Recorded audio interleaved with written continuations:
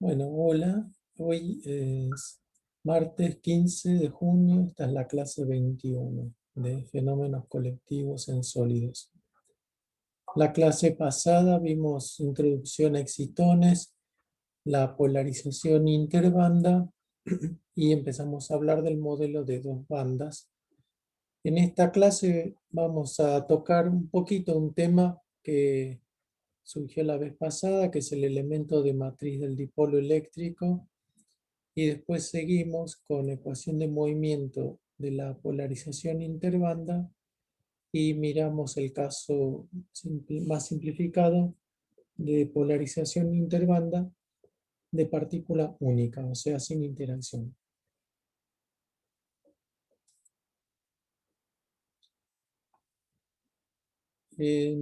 Bueno, un breve repaso. La vez pasada definimos la polarización eléctrica. Eh, Introdujimos esta expresión que la estuvimos discutiendo un poco, pero no es más que un operador en segunda cuantización que tiene este elemento de matriz y después para llegar a una cantidad física se toma el valor medio con estos corchetes sobre el estado inicial o sobre un ensamble térmico inicial.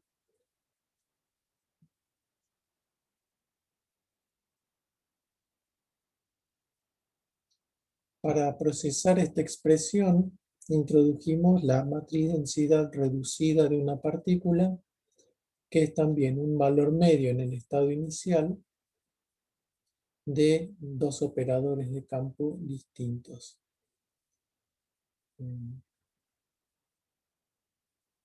Y por supuesto estamos en la representación de Heisenberg y entonces la evolución temporal corresponde a los operadores de campo o operadores de creación y destrucción, y este corchete es el estado inicial que de todas formas no cambia en el tiempo.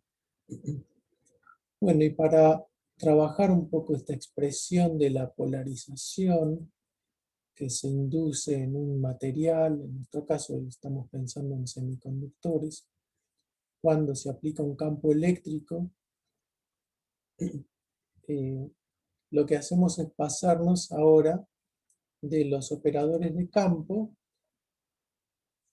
a operadores de creación y destrucción en una base de estados de partícula única. La base natural de estados de partícula única en un sólido son los autoestados del sólido, ¿no? Un semiconductor es una red sin blende, tiene su estructura de bandas y entonces esa es la base que tomamos. Acá tenemos las energías que definen esa estructura de bandas de niveles, que es sub lambda de K, donde lambda es la banda. Y un ket lambda K.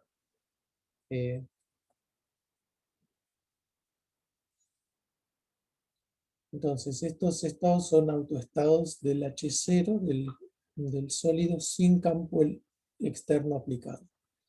Y esos estados responden al teorema de Bloch. Y eso quiere decir que se pueden escribir de esta forma, como una onda plana y multiplicada por una función que tiene la periodicidad de la red, ¿no? En R tiene la periodicidad de la red. En K tiene la periodicidad de la primera zona de Brillouin, se repite. Y depende de la banda, del índice de banda, mientras que la exponencial afuera, la onda plana, no. Si no hubiera sólido, o sea, si no hubiera iones y fuera una caja vacía, esta U sería la identidad y recuperamos los autoestados de una partícula libre en una caja. Es parte del formalismo de segunda cuantización pasarse de una base de partícula única a otra y con eso de un conjunto de operadores de creación e instrucción a los otros. Y acá hacemos eso, ¿no? Nos pasamos de los operadores de campo que crean y destruyen partículas en posición y con un spin a esta nueva base y estos nuevos operadores. Acá estos I deberían tener bonete. En cambio esto no, porque esto ya es la función de onda de un electrón, la función de onda que tenemos ahí de Bloch. O sea, la función de onda es el coeficiente con el que se multiplica el operador de destrucción para expandir el operador de campo.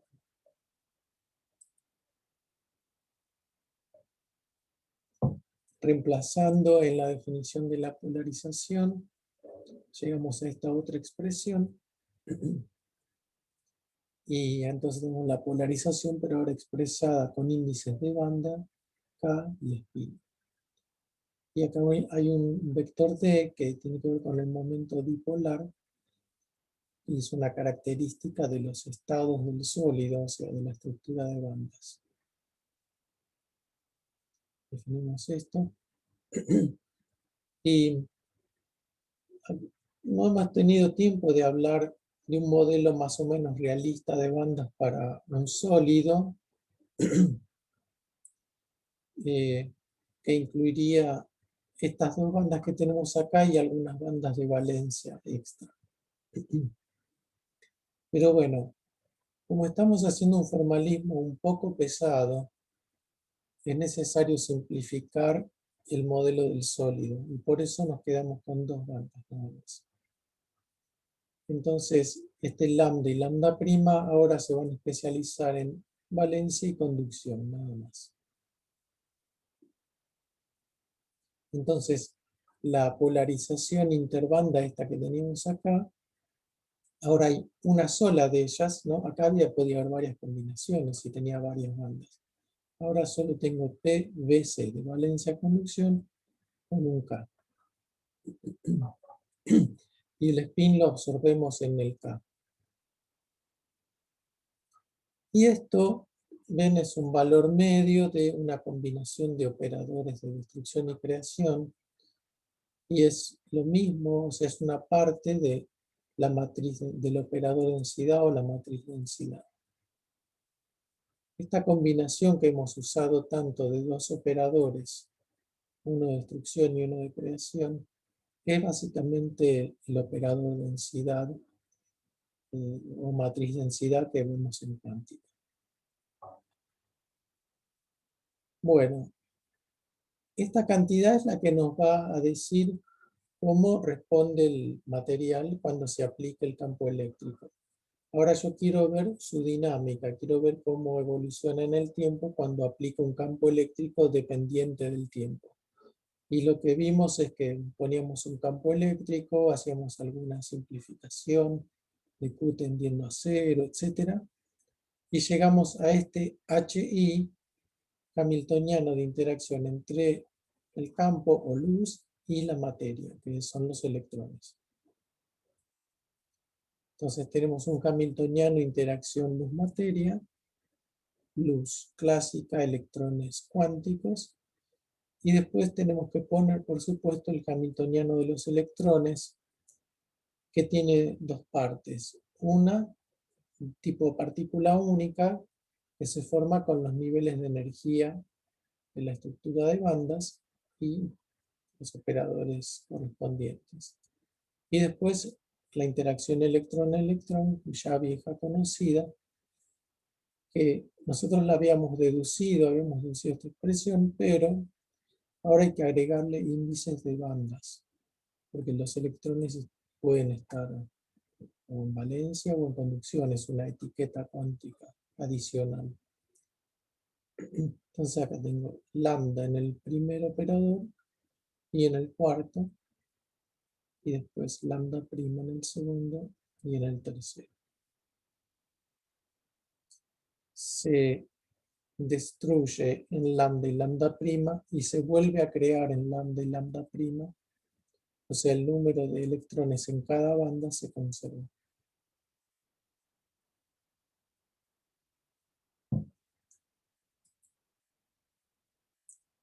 Bueno, como ya saben, estamos siguiendo acá el libro de Hauck y Koch y estamos en el capítulo 10, en la sección de polarización interbanda.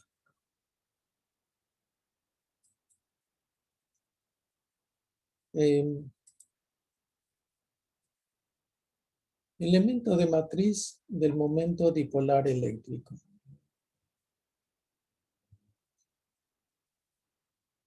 El otro día ya vimos esta slide, la copié de la clase pasada, en la que habíamos dicho, bueno, esta es la polarización, reemplazo por el operador de campo expandido, llego a esta expresión.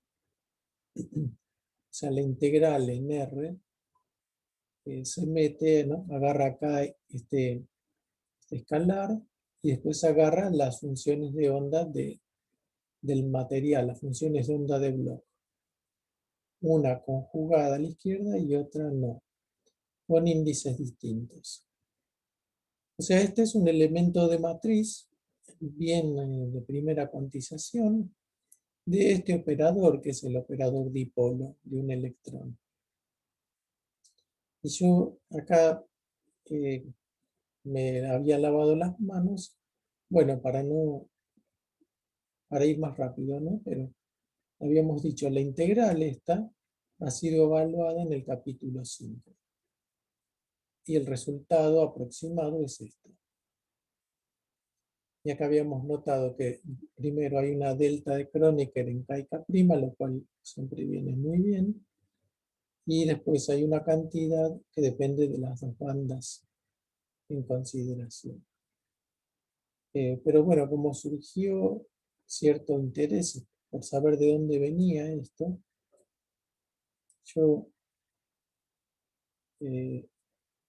fui al capítulo 5, hice un poco de cut and paste y, para ser sincero, no tuve demasiado tiempo para mirarlo todo esto por las maravillas del COVID que afectaron a mi entorno, pero hoy podemos dedicarle unos minutos. De hecho, no alcanza con ir hasta el capítulo 5, sino que hay que remontarse al capítulo 2. O sea, no fui ningún tonto al salteármelo la vez pasada, porque como ven es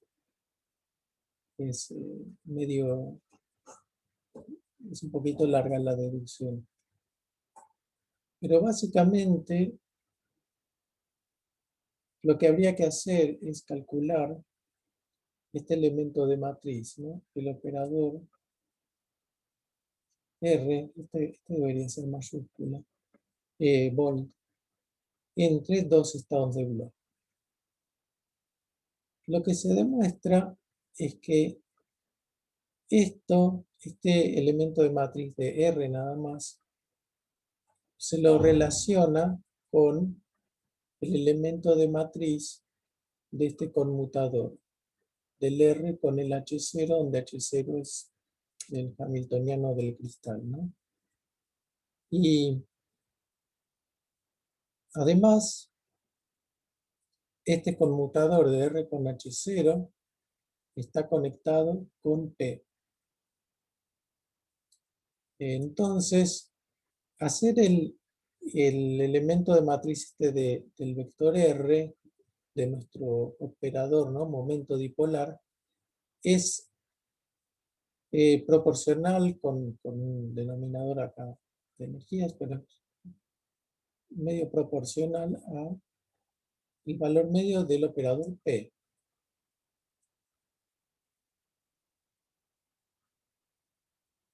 Entonces, pasamos al problema o a la tarea de calcular este elemento de matriz en vez de tener el vector R acá. Bueno, pero podemos intentar hacer esto. Tomamos el estado de Bloch, ¿no? E a la I, KR, U, lambda. Acá en vez de poner el K, ya aproximamos Y pensamos, bueno, lo voy a hacer cerca del mínimo de la banda y voy a poner k igual a 0, porque estas funciones u, si bien dependen de k, no dependen tanto si no está cerca de un mínimo.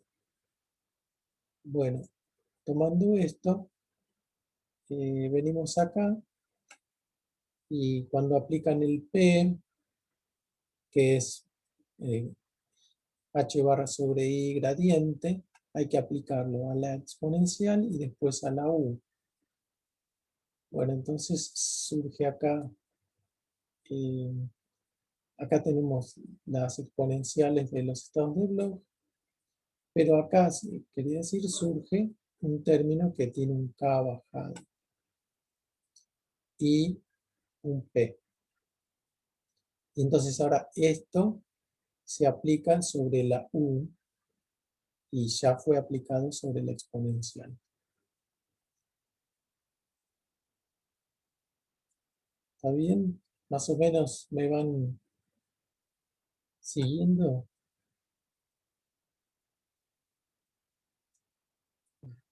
Sí, Básicamente, en la idea general, ¿no? Obviamente, sin sí, el detalle fino, a esta velocidad no lo veo, pero bueno, voy siguiendo la idea.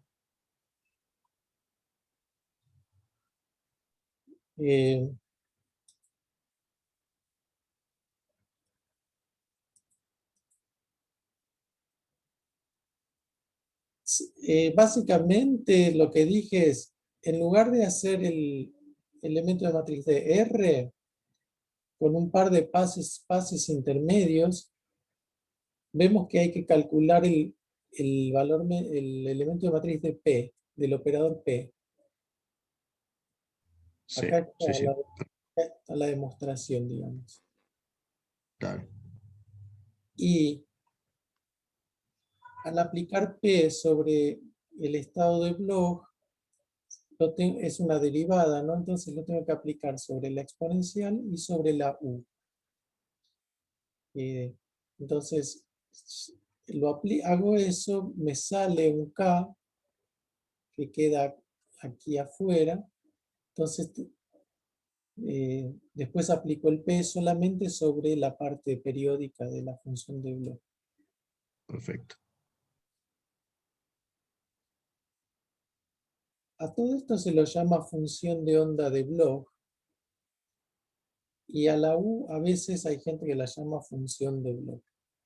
Es medio confuso. Y a ver qué más, a ver si puedo decir algo más. Bueno, acá hay un paso interesante que Federico seguramente conoce de su trabajo. Y es que cuando uno tiene una integral sobre todo el sólido, perdón, acá de nuevo. Integral sobre todo el volumen del sólido. El sólido es una replicación de la celda unidad, ¿no? Entonces, lo que uno hace es suma sobre las celdas, celda desde 1 hasta n, donde n es el número de celdas, y después integra una verdadera integral, ¿no? Con una variable continua dentro de una celda. Todo lo que es igual, que todo lo que se puede sacar dentro de una celda, ¿no? Porque varía lentamente y es una constante, lo saco de esta integral. Entonces acá me quedan cosas que sí varían microscópicamente, típicamente la U sub lambda, porque esta es como una función atómica, ¿no? Que tiene su vida dentro de la celda unidad. Después se replica de la misma forma en todas las celdas unidad. Bueno, y acá es donde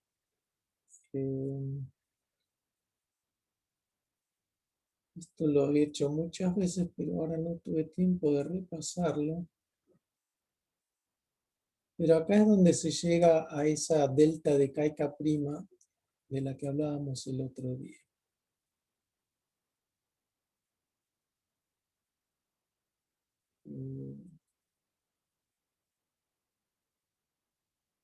Pero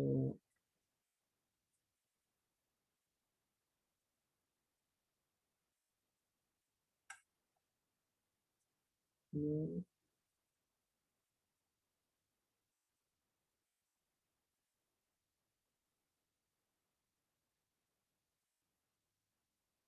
Ahora es fácil, pero ahora no lo veo claramente, porque ya me sale esta delta.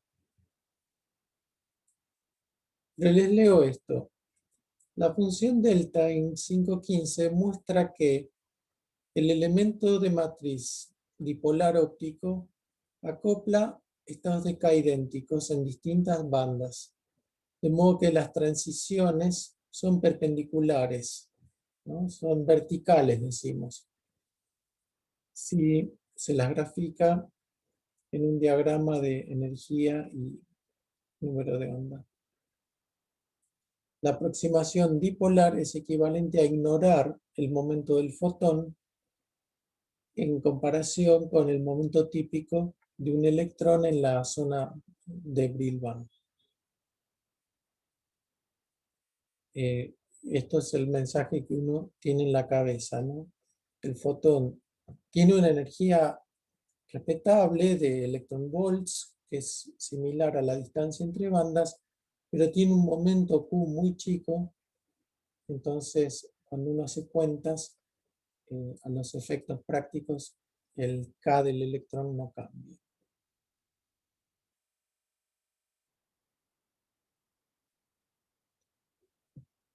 Bueno, disculpen que no lo pude ver bien, pero quería mencionar estas cosas y por ahí lo podemos ir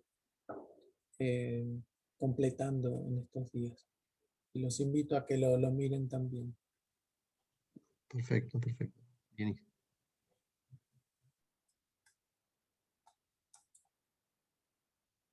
Sigo un poquito porque juntando todas las expresiones. ¿Ven? Este es el D que aparece en nuestras fórmulas, que en principio depende de K y K', pero después uno empieza a tirar los Ks, trabaja en el mínimo de la banda. ¿Ven? Acá está una expresión más final que depende de K y K', pero, bueno, depende de K esencialmente, de un K porque tiene la delta, pero nos quedamos con un valor tomado en el mínimo o máximo de la banda. Y nos olvidamos de esta parte que depende del módulo de K. Pero bueno, en el libro está hecho el cálculo bastante completo, pero después para seguir con el modelo tiramos algunas cosas. Yo, o sea, ya les conté que yo trabajé en este grupo y realmente cuando hacíamos cálculos para papers, esta parte se tiraba porque ya los cálculos numéricos eran bastante pesados y lo que se buscaba era ir sacando conclusiones cualitativas, ir entendiendo un poco la física, pero a veces sin preocuparse demasiado de la precisión, ¿no? Porque de todas formas no se podía comparar en forma muy precisa con experimentos.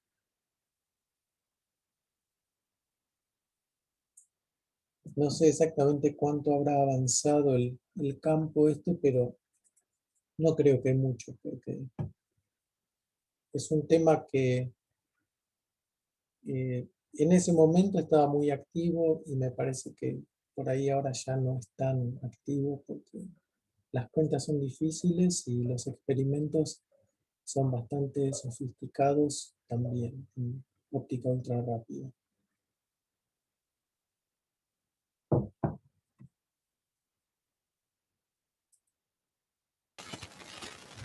¿Qué parte considera de esto que hemos visto durante el curso que está ahora más activo? en base a la experiencia que usted tiene. Y, bueno, hemos visto cosas avanzadas en varias direcciones, así que haciendo como un overview del curso, ¿no? ¿Cuál de estas cosas que hemos visto están ahora activas como en su momento estuvo esta parte que nos comenta?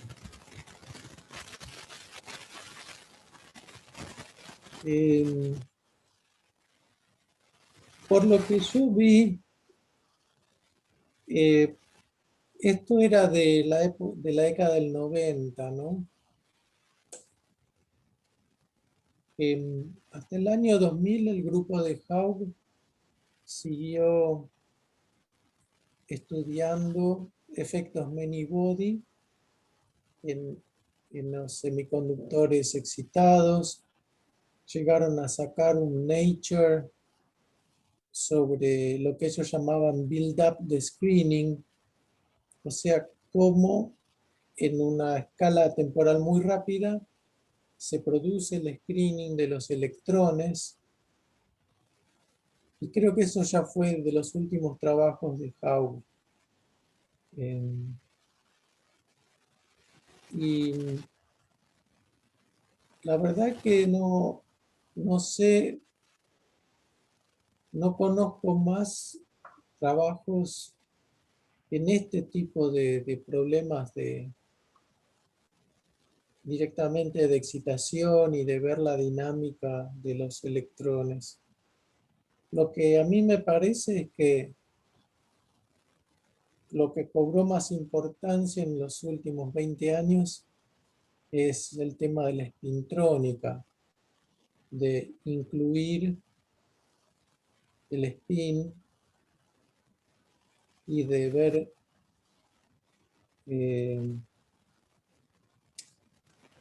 cuánto sobrevive un spin, ¿no? El problema del defacing, de la decoherencia de spines.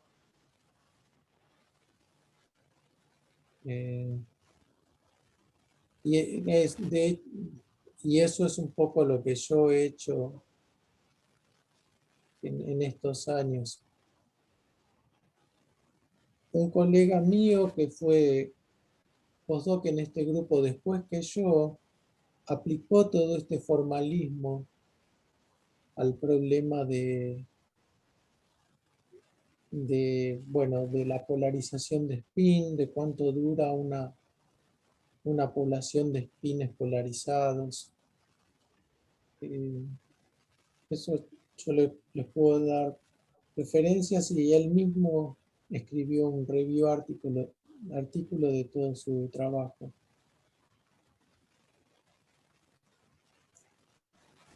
Pero honestamente creo que este tema puro del quantum kinetics, me parece que mucho no ha avanzado.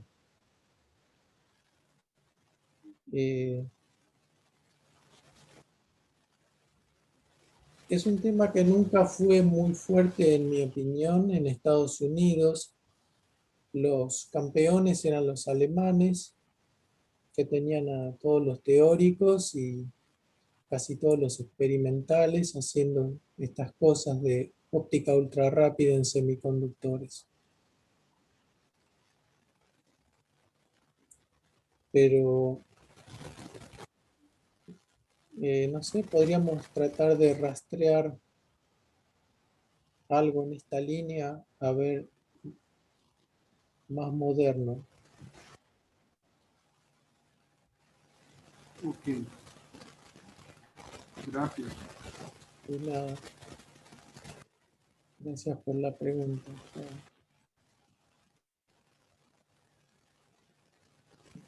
Muy pertinente.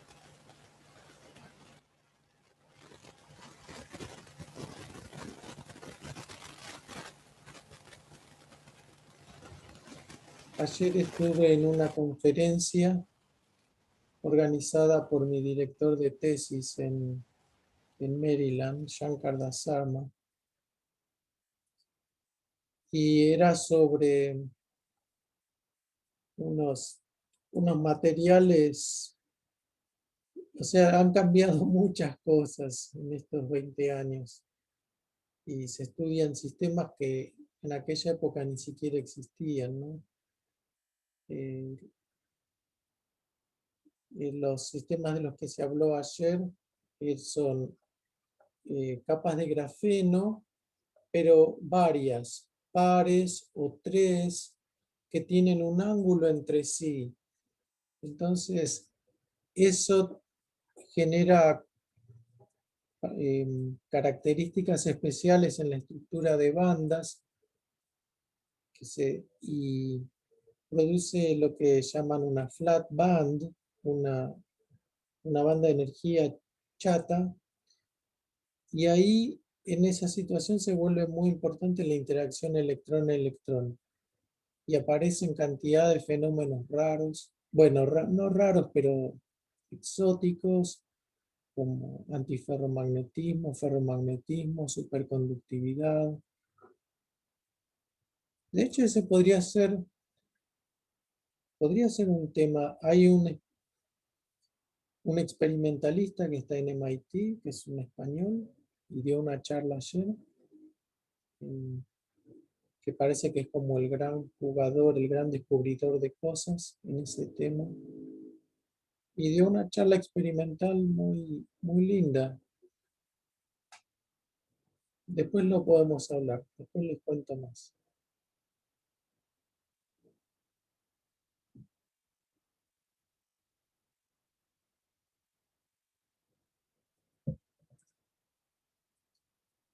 Bueno, seguimos con nuestro modelo de dos bandas.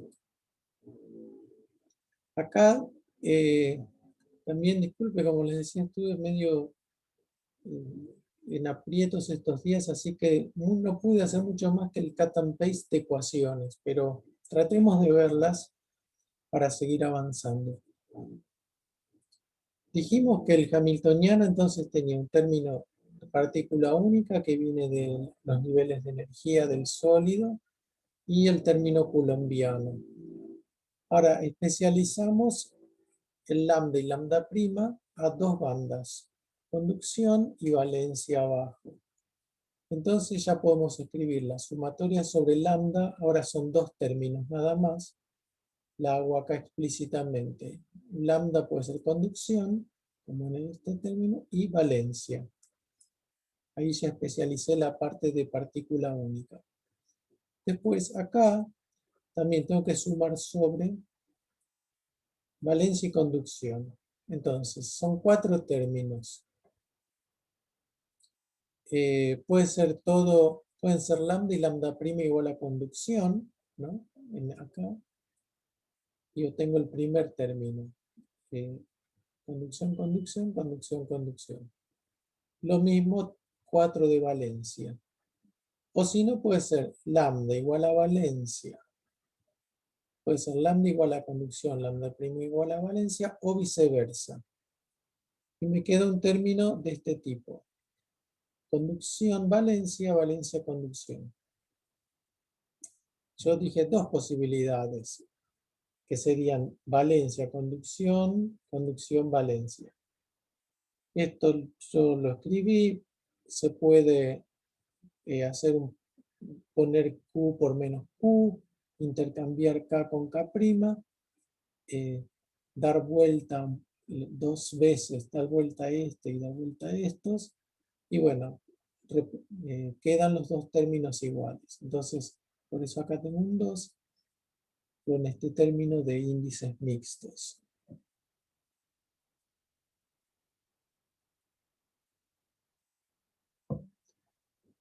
Y ahora, en el modelo de dos bandas, la energía de conducción en función de K,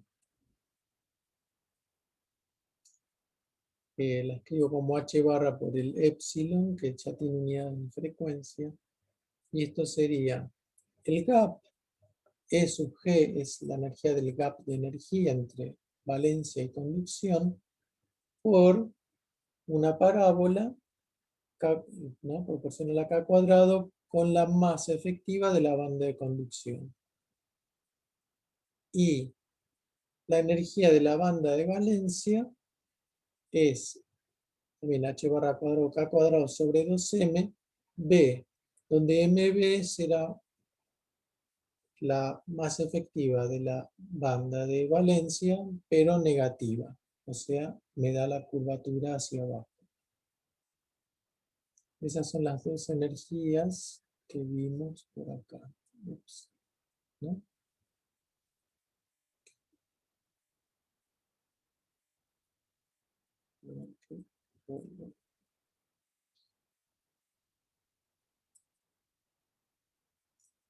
Entonces, ya tenemos la definición de la polarización, que es como nuestro observable, y el hamiltoniano completo con dos bandas y la interacción coulombiana en esas dos bandas.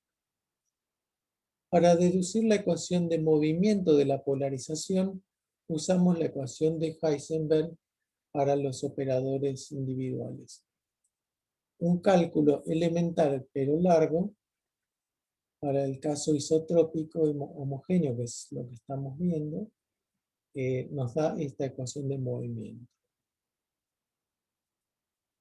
O sea, supongo que esto ya nos suena familiar, ¿no? Nos suena conocido porque hace unas pocas clases calculamos el operador de evolución de una combinación de operadores adaga A.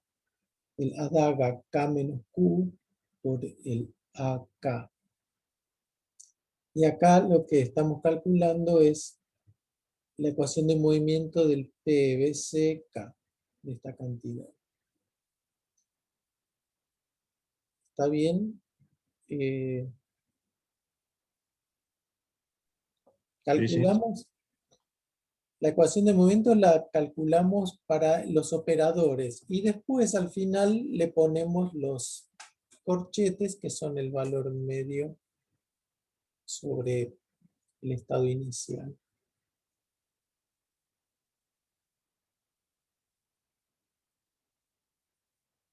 Entonces, en el left hand side, en el lado izquierdo tenemos la derivada con respecto al tiempo.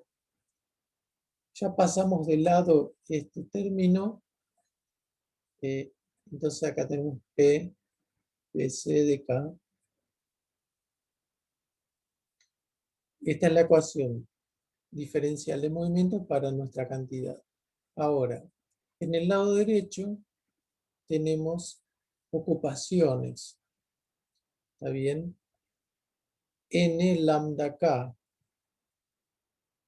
donde esto es valor medio de A lambda K, daga, A lambda K. El mismo índice. En cambio, P, recuerdan que tenía dos índices distintos de banda.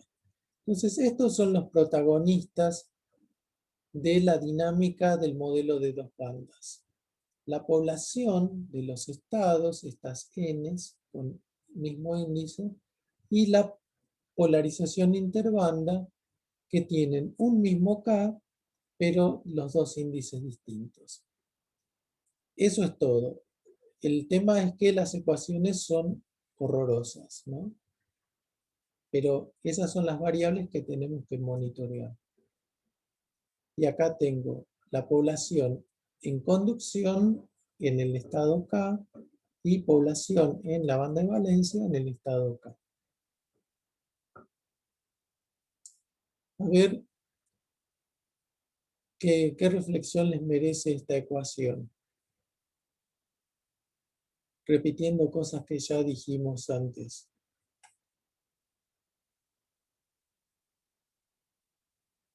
¿Se puede resolver? ¿Qué necesitaría?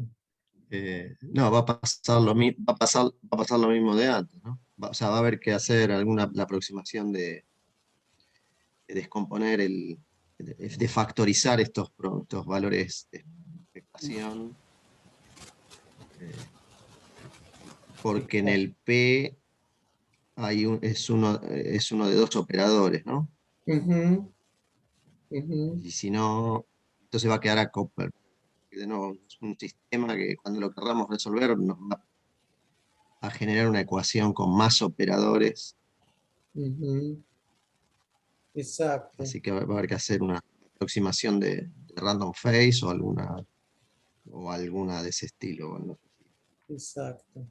Estos corchetes que tienen 4 operadores dependen del tiempo, ¿no? Son funciones del tiempo. Son escalares que dependen del tiempo.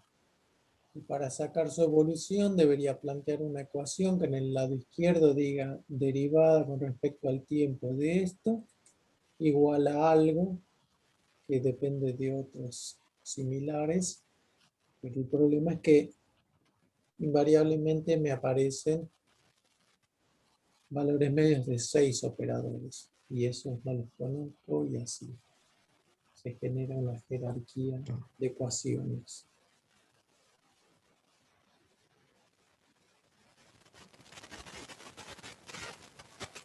Entonces podemos hablar de la Random Phase Approximation en el modelo de 2 bandas. Y acá voy a ser más económico que nunca y no voy a hacer nada. Como decía Máximo, tengo que agarrar estos términos de 4 operadores y aproximar. Entonces, una cosa es que uno factoriza, más que factoriza, le mete acá no una identidad, como hablábamos un día, sino un estado simplemente. Pero no acá, porque ahora tengo dos de destrucción acá y 2 de creación. Tengo que reubicarlos, crearme un parcito que tenga daga, no daga y otro daga, no daga. Y ahí sí, le meto en el medio un estado, un proyector sobre el ground state. Y así. Entonces, haciendo ese trabajo con los 4 términos que tenía la ecuación de evolución, tengo que trabajar estos 4 términos, haciendo cosas de este estilo, se llega a que, y acá está el resultado.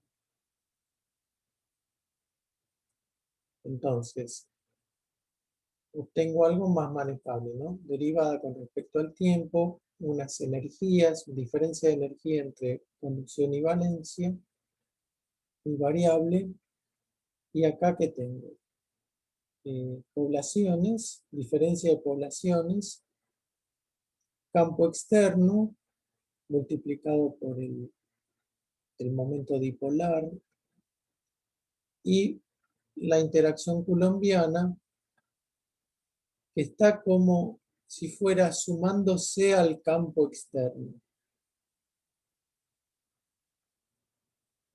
Y dentro dentro de esta suma que contiene a la interacción, aparece la polarización. Entonces me queda una ecuación planteada para P,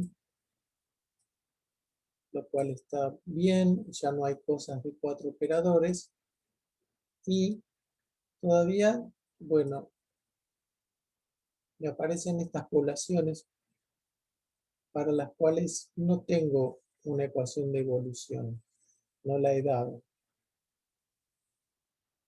Y ahora vamos a hablar un poquito de eso. A ver, acá hay otro detalle, y es que estas energías, el lector atento habrá notado que esto dice E, son E, y antes a esas energías chiquitas las llamamos epsilon.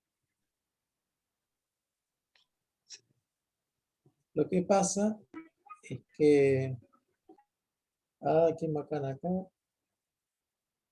tiene un error el libro. La E sub lambda K es la epsilon. Esto lo podría haber visto. Esto es epsilon. Más esto. ¿Está bien? O sea, esta es la bare energy, la energía pelada original de la banda. Pero hay que agregarle algo, hay que renormalizarla. Y esta es una self-energy, una autoenergía de exchange para esa banda y para ese K, cuya expresión está dada acá. Y tiene una suma sobre, o sea, este depende de K. Tenemos una suma sobre Pero, Q. disculpa, Y pero esa ecuación que acabas de tachar, la E que puso epsilon, esta ecuación aparece como estaba ahí en la lámina original en el libro. No fue un error de tipeo suyo, o sea, así es la ecuación. no, es un error de tipeo del libro. Ah, ok. Entonces ahí, entonces esa ecuación está equivocada. Sí. Y de hecho, Es un epsilon, claro. es un epsilon. Y de hecho, yo tengo acá el libro en una edición anterior. Y curiosamente no está este error. Es muy raro. Sí, Sí. No. En mi viejo libro eh, está bien. Dice epsilon.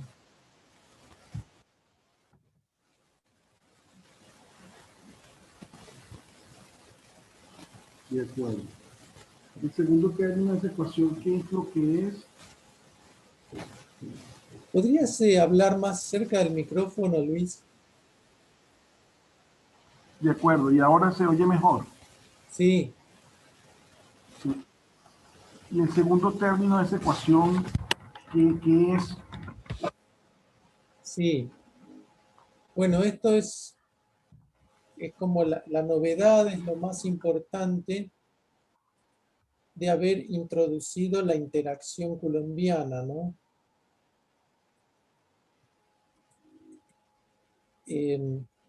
Voy a usar palabras que ya usé antes. Esta expresión es en RPA, en Random Phase Approximation, que es también la aproximación de Hartree-Fock dinámica, que es una aproximación de campo medio. Entonces me reduce la teoría de many body a un problema de partícula única efectivo.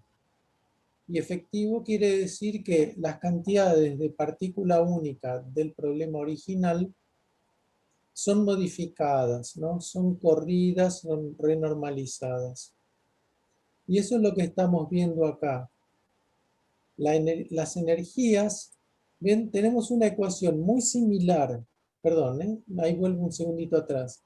Tenemos una ecuación muy similar a esta parte, a este primer renglón, ¿no? Esto sería la teoría sin interacciones, básicamente. Entonces, lo único que hago es cambiar estas y esta y esto por cantidades renormalizadas, y esa es mi nueva teoría de Hartree-Fock dependiente del tiempo. Tratemos de mantener este en los ojos un cachito, ¿no? Y ahora vamos acá. Derivada, resta de energías, resta de poblaciones, un corchete. Esto antes era el campo pelado y esta será la diferencia de energías peladas. Y ahora simplemente las hemos cambiado por estas energías renormalizadas con este término y con el campo renormalizado con este término.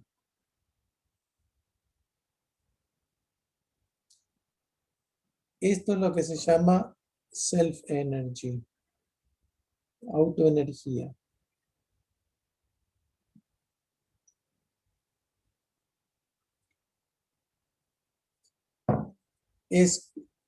Indica cómo,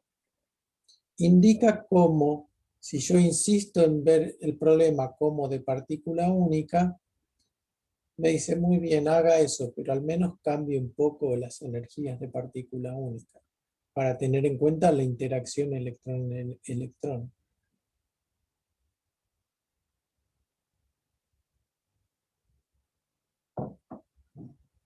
No sé si me explico.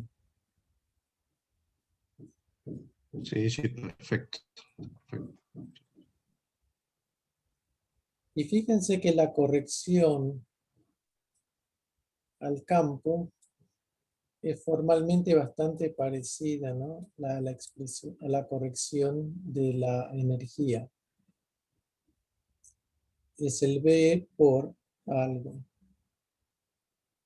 La autoenergía tiene acá la ocupación y el campo tiene a P, ¿no? Para mí esto evoca el hecho de que cuando tengo una polarización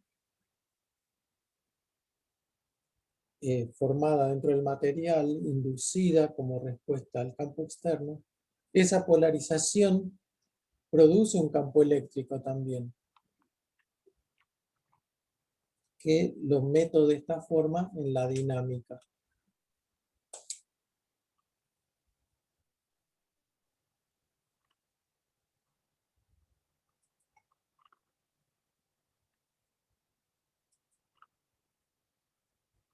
Bueno, esta es la expresión de recién.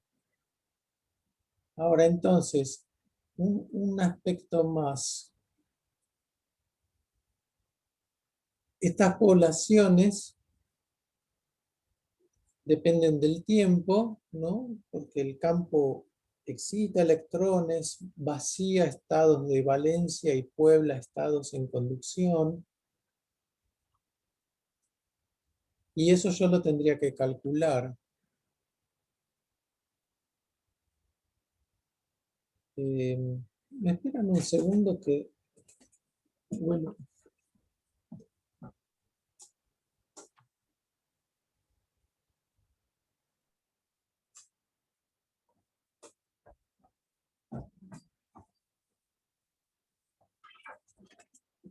Perdón.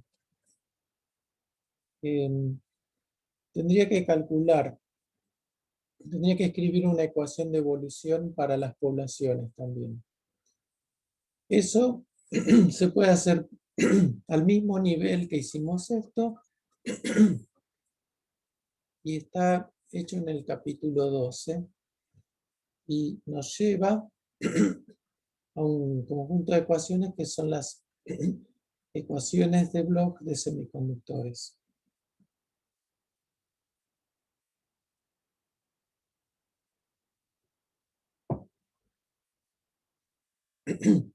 Por ahora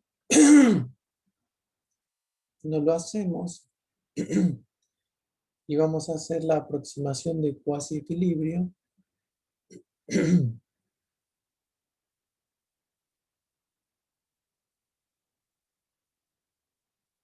que consiste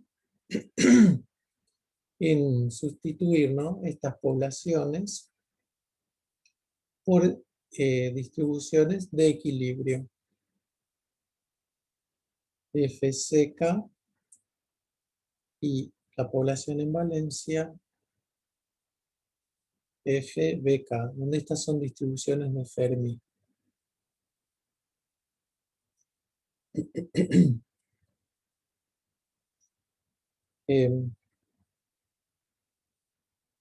Hay distintas situaciones en las que esta aproximación es justificada.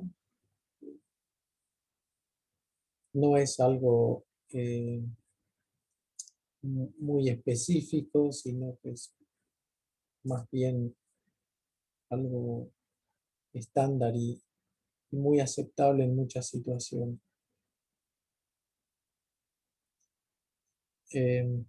Bueno, reemplazo n's por f's, llegamos acá.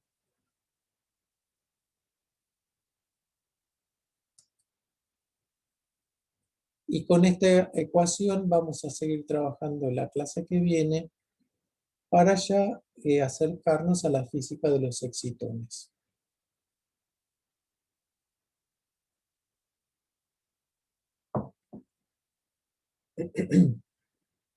Pero no querría que quede la impresión de que no se puede trabajar con las poblaciones dependientes del tiempo. Eso se puede hacer y es un lindo problema para resolver en la computadora.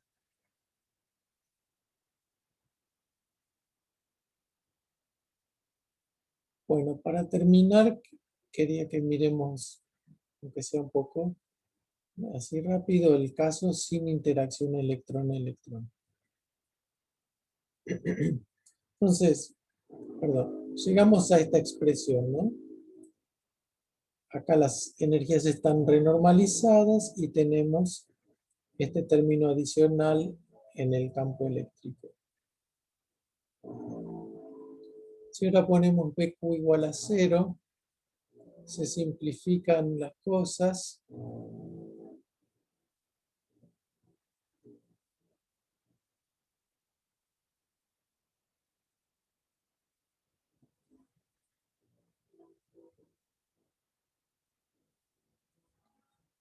Me temo que acá hay un error de nuevo, donde esto debería ser una epsilon.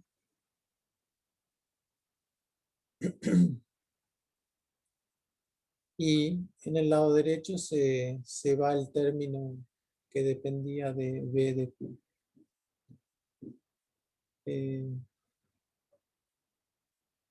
Acá se hace una transformada de Fourier, pasamos al dominio frecuencia.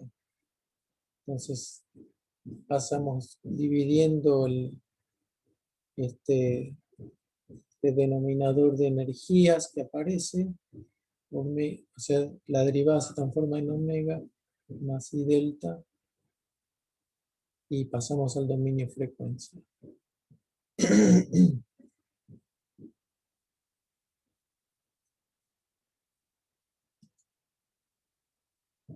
Si queremos volver al dominio tiempo, integramos sobre frecuencia y ponemos la exponencial. Y antes habíamos escrito que P de T era, estaba dado por una expresión así, ¿no? Y acá tenemos una de las componentes, tenemos sobre K, todo este trabajo lo hicimos para sacar una sobre K. Ahora finalmente sumamos sobre K para sacar la polarización total.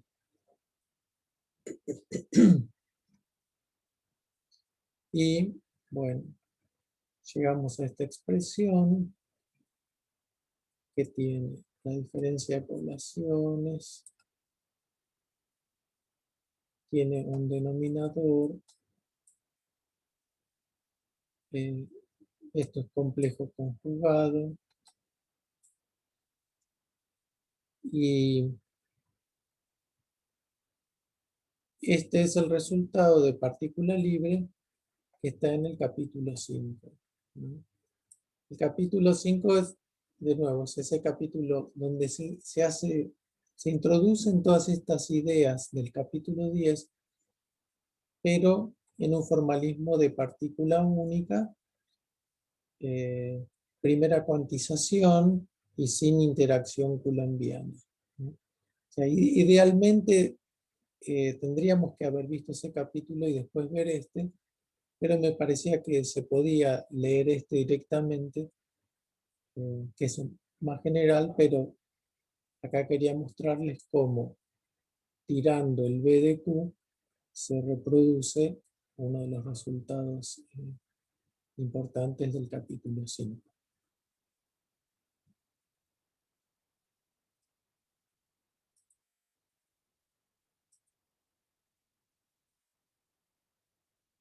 Bueno, y eso era más o menos todo por hoy. Vimos un poquito rápido el elemento de matriz del dipolo eléctrico en semiconductores. Planteamos la ecuación de movimiento de la polarización interbanda y nos encontramos con viejos conocidos y hicimos la aproximación RPA y después vimos el caso particular más simple de partícula libre, simplemente poniendo que la interacción coulombiana sea cero. Bueno, con eso ya llegamos al final de la sección 10.1 y queda preparado el terreno para empezar a hablar de excitones la vez que viene. Bueno, voy a parar la grabación. Seguimos charlando en privado.